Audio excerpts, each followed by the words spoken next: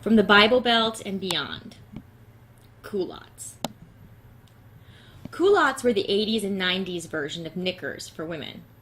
The word implies that this unique article of clothing is somehow cool, a distorted sort of onomatopoeia in which the word portrays its appearance rather than imitating its sound.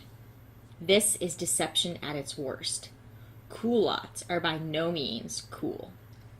These oversized skirts are the epitome of modesty, purity, chastity, and dorkiness. They were the bane of my existence throughout middle school and high school. My mom taught my sister and I how to sew from an early age. Matching Sunday school dresses, blue flannel nightgowns with itchy lace around the neck and wrists, Singers for Jesus costumes, and last but not least, the unforgivable, elastic waistbanded, unflattering culotte. I am forever grateful that my mom shared her skills of sewing with me. It is a dying art, and one that, when put to good use, can nurture creativity, economy, and identity.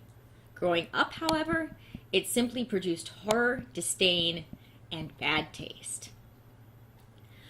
Although I often felt like an outcast, at least my friend Anna and I were in the same boat. We were the only two young ladies, besides the pastor's daughters, to show up to Wednesday night church looking like the 1980s from the neck up and the 1880s from the neck down.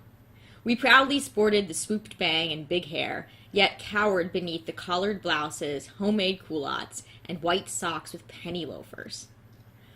One day, while getting ready to go to church, I simply could not take it anymore.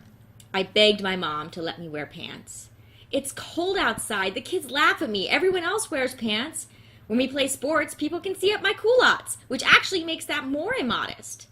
I pleaded and pleaded until my mom finally gave in. This would never have happened had my dad been home and not away on a business trip. I was ecstatic. I finally felt like the cool kid. I felt normal and pretty. I was tired of my peers looking at me like I was holier than thou and different. When I got to church, I couldn't wait to show my best friends, Mary and Anna, my new outfit. Mary was allowed to wear whatever she wanted, so she didn't really care. But Anna, of course, was still expected to dress in clothing from the previous century, so Anna cared. She felt alone and jealous and sad. That was the last time I wore normal clothing to church. My mom would have let me wear pants again, but I didn't want Anna to be the only one imprisoned in the infamous culotte. She was my friend, and that mattered more than clothing. I love clothes and value personal style. My wardrobe helps me express myself in a unique and creative way. Although clothes are fun and have the ability to instill confidence and joy, the hanger on which they drape is of much more importance. You may dress like a good girl out of Sunday school, yet have an impure, judgmental heart. You may dress like a rapper from the ghetto, yet have a grateful, forgiving heart. As we got older, my parents became more strict, and Anna's became more lenient. Her parents got a divorce, and they decided to let her go to public school after 9 years of homeschooling. We grew apart for a while during this time. I felt alone, and my parents' increasing control over me caused me to become very introverted, sad, and in some ways self-destructive.